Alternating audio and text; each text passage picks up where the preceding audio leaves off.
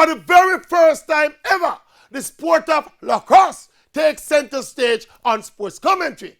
This raging controversy surrounding Kingston College being awarded the 2020 schoolboy title after the final against Jamaica College was cancelled due to the coronavirus. Jamaica College said they want justice because it's not in the rules and they cannot just give KC the title like that and blah, blah, blah.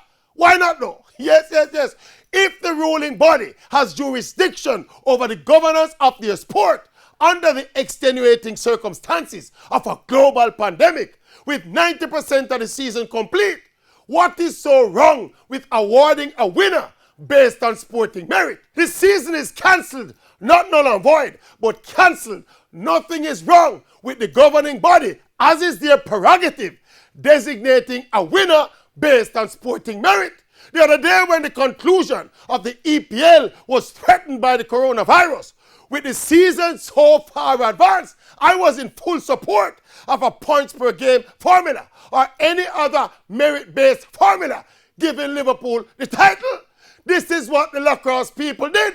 The final was cancelled, so the next tiebreakers would have been the regular season record or goal scored or goal difference, etc. Sporting merit. Not a thing no wrong with that. Question, how lacrosse play? Is what I mean, is it a shovel or a bat or is it a racket? When you score runs and you score goals.